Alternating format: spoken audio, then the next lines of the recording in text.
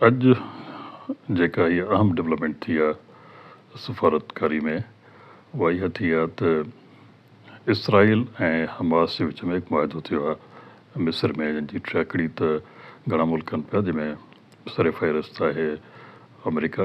उन्हनि जे सुपरवियर में इहा हिकिड़ी डिघी जेका असां सिटिंग थी शर्मुल शेख इजिप्ट में, जंहिं नतीजे में मुआदो थियो आहे। इहा मुआदो तमामु अहम डेवलपमेंट आहे इंटरनेशनली। उहा ॾिठो हूंदो त इहो न फ़क़ति ख़ाली इसराइल ऐं हमास जो इशू रहियो, पर इहो तक़रीबन सॼे ख़िते में फैलिजी वियो। ऐं मां ॾिठो हूंदो तंहिंखे 2 साल गुज़री विया ऐं इन विच में तमामु घणियूं मासूम जानियूं ज़ाया थियूं,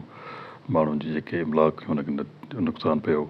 ऐं इसराइल पंहिंजी हद करे छॾी, जंहिंमें हू इनडिस्क्रिमिनेट थींदो आहे, जंहिं कंहिं शइ जो ख़्यालु रखण खां सवाइ हुन बम्बार्डमेंट कई ऐं जेनोसाइड कई, माण्हुनि खे मारियईं ऐं तक़रीबन उहो सॼो इलाइक़ो तबाह थी वियो। पर न फ़क़ति फ़लस्तीन ऐं गज़ा, पर इहो अॻिते बि वधी वई आहे। ईरान सां बि इसराइल जो मसइलो थियो, हिकिड़ी 6 ॾींहंनि जी जंग थी, जेको बाद में पोइ सीज़ फायर ते पहुती। गॾो मां ॾिठो हूंदो त इन जे मसइले जे करे हिकिड़ी सीरिया में हिकिड़ी रिजीम चेंज थी ऐं उन खां पोइ मां ॾिठो हूंदो त इहो साॻियो मसइलो इराक ते बि हिकिड़ो हमिलो थियो, सॉरी इराक ते न पर क़तर में हिकिड़ो हमिलो थियो। ऐं इन गॾो हूथियुनि सां बि जेको आहे इसराइल जो जेको आहे काफ़ी असां खां कंफ्लिक्ट हले पई। त इहे सभु मसइला जेके आहिनि से हिते तमामु घणा हुया। तंहिं करे आलमी नज़र इन ॻाल्हि ते हुई त जेतिरो जल्द इहो मुआदो थिए, जेतिरो जल्द खिते में अमन थिए, त खिते पूरे में अमन अमान पैदा थिए, तरक़ी थिए ऐं हिकिड़ी ख़ुशहाली पैदा थिए। अॼु उहो जेको आहे सो मुआदो थी वियो ऐं हाणे जंहिं मुआदे तहत जेके हिन जा चंद जेके नुक़्ता आहिनि उन में इहो आहे त हितां जेका असां इसराइल जा जेके माण्हू हमास वटि कब्ज़े में हुया, उन्हनि खे हिकिड़ी आज़ादी मिलंदी, उहो जेके होस्टेजिस हुआ उनखे रिलीज़ कंदा ऐं इसराइल पंहिंजी कमिटमेंट मुताबिक़ इन इलाइक़े खे ख़ाली करे पंहिंजूं फ़ौजूं वापसि करे वेंदो ऐं पोइ हिकिड़ी इंटरनेशनल इंटरिम हुकूमत ठहंदी, उबूरी हुकूमत ठहंदी, जिते उहा डेवलपमेंट रिकंस्ट्रक्शन जेका शुरू कंदी। त हाणे हिते घणा मुल्क ऐं घणा जेके इंटरनेशनल ऑब्ज़र्वर आहिनि उहो पूरो उमीद आहिनि त इहो मुआदे थियण खां पोइ अॻिते न फ़क़ति अमन, पर उन सां गॾु उन्हनि माण्हुनि जी बहाली शुरू थी वेंदी, जेका हिकु तमामु अहम डेवलपमेंट आहे। तंहिं करे इनखे सपोर्ट करणु घुरिजे ऐं न फ़क़ति फ़र्दी लेवल ते, शख़्सी लेवल ते, पर हुकूमती लेवल ते बि इनखे सपोर्ट करणु घुरिजे,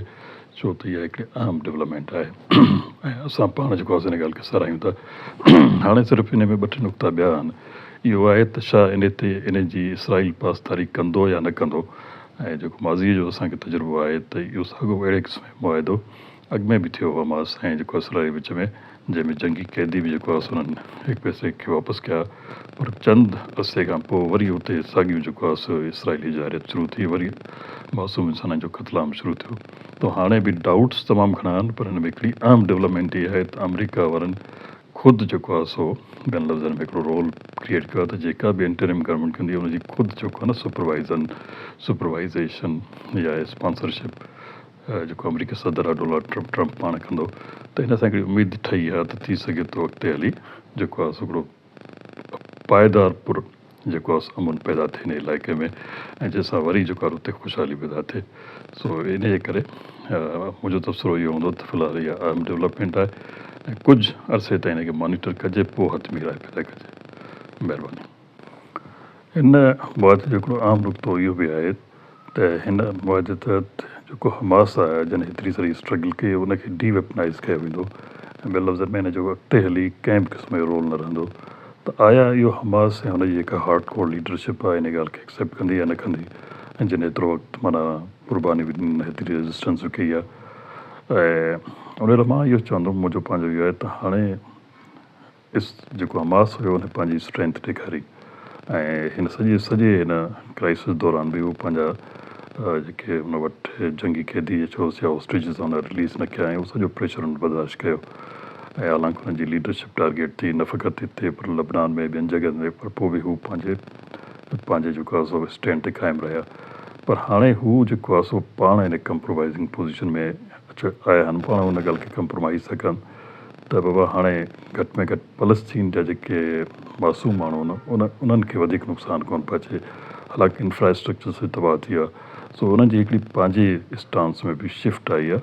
ऐं उन जे करे लॻे थो त कुझु अर्से लाइ ख़ामोश न पर सॼो डिपेंड थो करे इसराइल वटि हिन वक़्तु इसराइल जो अपर हैंड आहे जेकॾहिं इसराइल हिन मुआदे जी पासदारी करे थो ऐं जेके गारंटर्स आहिनि हिन जा जंहिंमें सभ खां वधीक त USA आहे ऐं उन खां पोइ जेको आहे सो ही चंद मुस्लमान मुल्क आहिनि जिन अॻिते हली इहो बि हिन सां कमिटमेंट कयो त असां हुते हिकिड़ी पीस कीपिंग फोर्स मोकिलींदासीं